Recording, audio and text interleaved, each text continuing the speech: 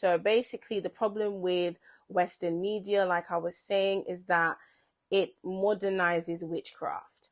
That night, something happened to me.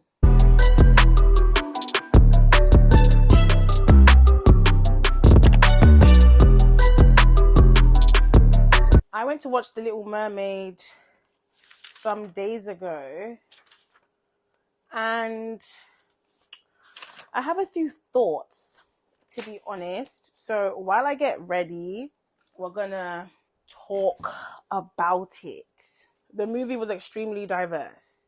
Okay, if you haven't watched the movie and you want to watch it, I guess don't watch this video because I'm going to be talking about specific things.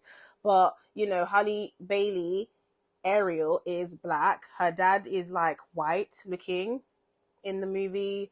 I guess he's white.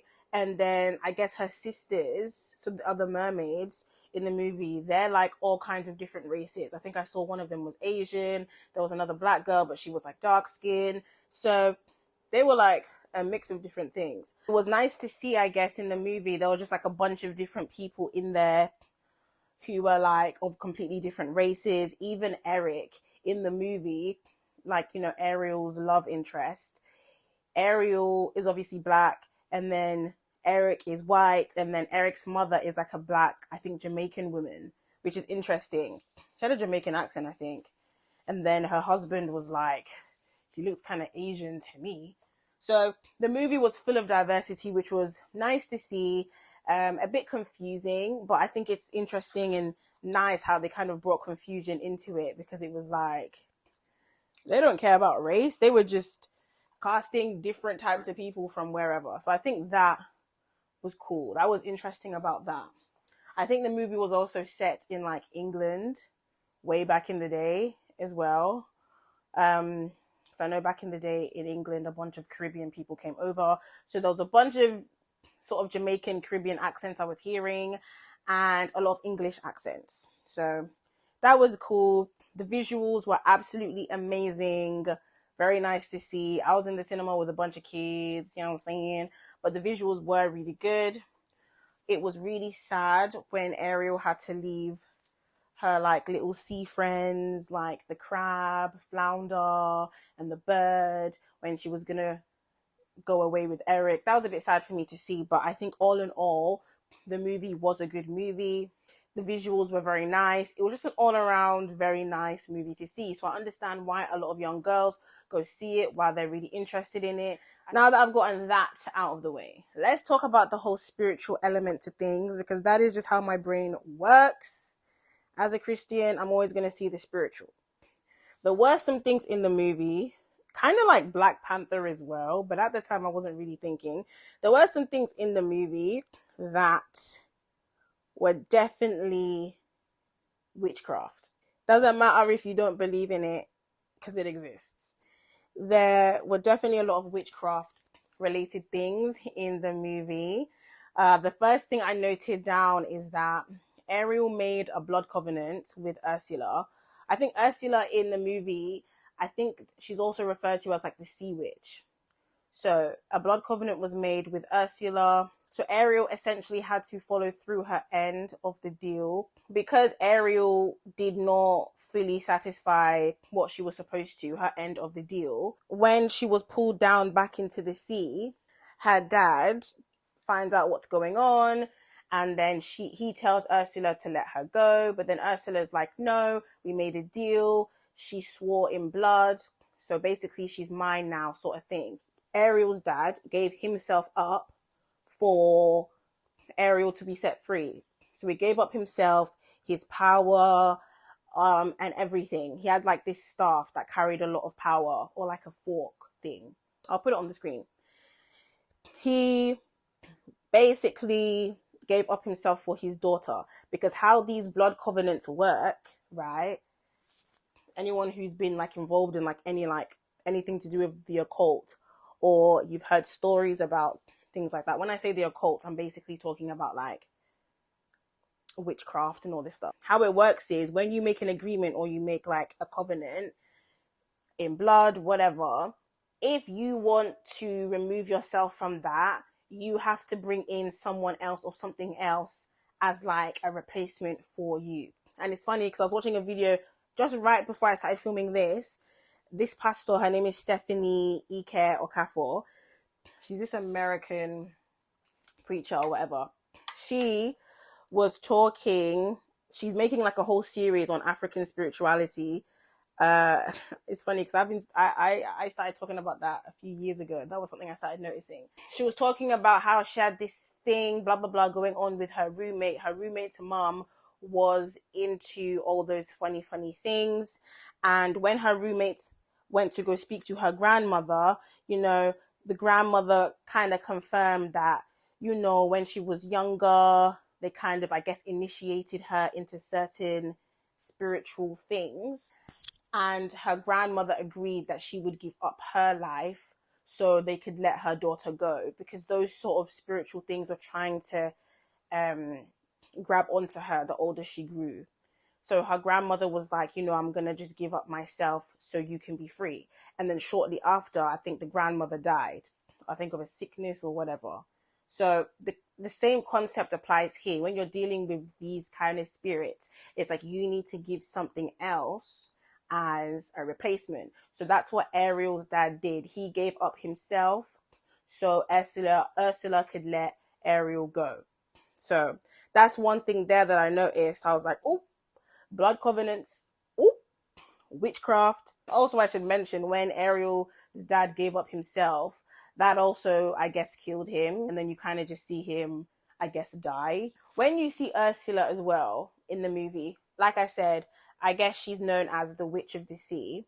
In the movie, you see that she's mixing a lot of potions. She's making a lot of potions. She's casting spells. She casted a spell on Eric to make Eric kind of be confused and not know what he was doing, and then ask for her hand in marriage. So, you hear about people like using love spells and love potions on people. So as a result, Eric asked for Ursula's hand in marriage.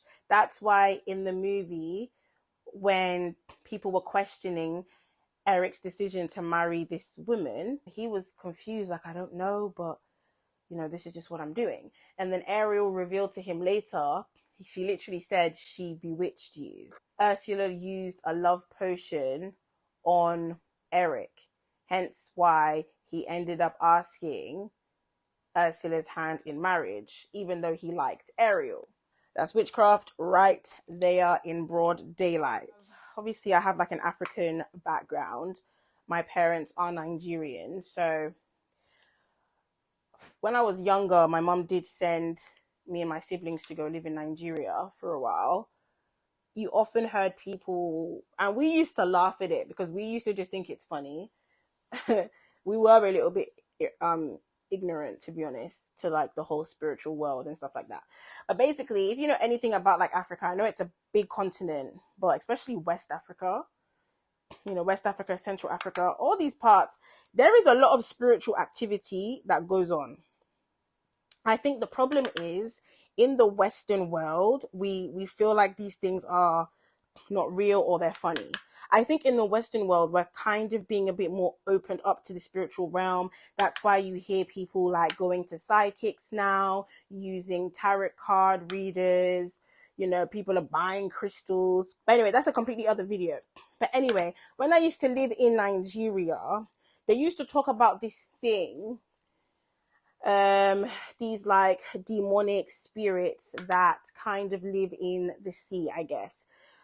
We call them generally marine spirits, or in Nigeria, you'll hear people refer to something called Mami Wata.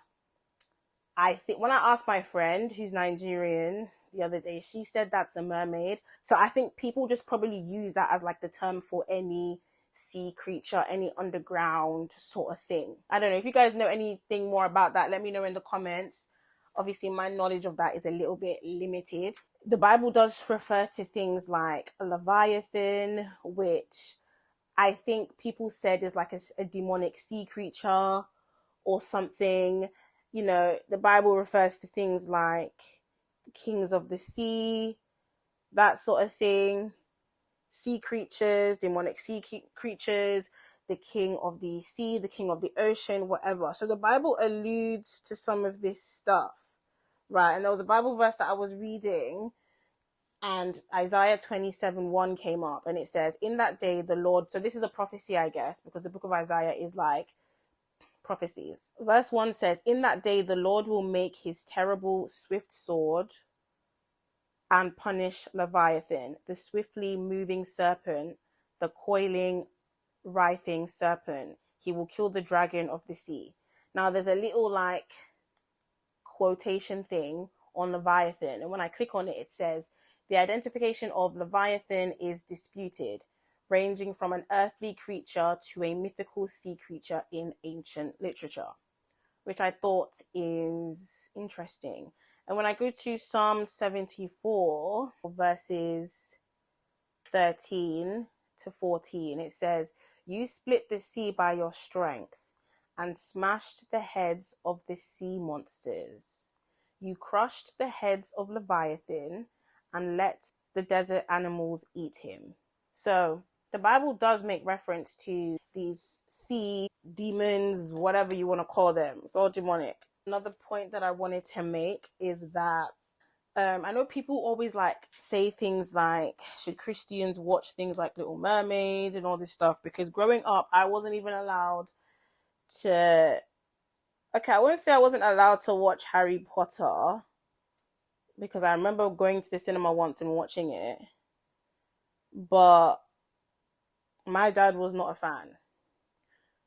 We weren't even allowed to celebrate Halloween. Now, the problem with, I think, Western media is that things like Little Mermaid and things like this is that if you don't watch it with an understanding of the fact that this is demonic, you will grow up a young girl, whoever, young guy, and you will think that this stuff is cute. So basically the problem with Western media, like I was saying, is that it modernizes witchcraft. You know, people feel like it's cute, or we use it for good things, we use it for positive things, or because it doesn't look like what we're used to seeing it look like in like African movies. Maybe I'll put some clips on the screen. You know, like those African movies where you just see like a bunch of like old wrinkly men or women, and they've got like these marks on their face, and they're dressed in like a red robe or whatever, and then they've got all these dolls and they're doing weird stuff. Because it doesn't look like that to you, because the appearance of that is different and it's a bit more cleaned up in the Western world, we feel like, oh no, like witchcraft, that's not a thing. Or white people can't do witchcraft. Like some people feel like white people can't do witchcraft. Or they believe, like some people, some Africans who leave Africa and they come abroad, they think, oh no, they don't do witchcraft in the UK. That doesn't exist in America. Why? They don't. They don't do that. They don't do that in Australia.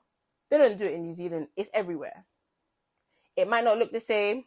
There might be a different skin color behind it. It might be a different appearance behind it. They might be wearing suits this time, but it's all the same thing. It's witchcraft. When I do more research about it and I found out more about it, I guess maybe I can speak about it a little bit more. You know, also when I watched the movie some days ago, something happened to me after, like when I went to bed that night, and I was like, what the heck? But funny enough, that day, the next day, I was going for a retreat, like a women's retreat. So we literally went to the countryside. We were praying, we were worshiping God, casting out demons, all kinds of stuff. So I believe I'm covered by the blood of Jesus. I believe I'm delivered from anything I've opened up myself to. But I think, you know, sometimes when we say things like, or when you hear things like, oh, Christians shouldn't watch Little Mermaid or Harry Potter or whatever, it's easy for people to be like, oh, you guys are so extreme, you're so religious, it's just fun, it's just something cute. It's easy to say that, but that's how the devil gets people. It might on the appearance look clean, look cleaned up. What did I say earlier? Witchcraft might look cleaned up. It might look like somebody in a suit. It might look like somebody with blue eyes and white skin. Doesn't mean it's not witchcraft. Doesn't take away from the fact that this is what it is. Like the Bible talks about how man looks at the appearance, but God looks at the heart. So a lot of us are just blinded by physical things, what things look like on the outside. But be not mistaken, it's still witchcraft. Also, like when you see like how pretty mermaids are and stuff like that, I don't think that's how they look in the real spiritual world.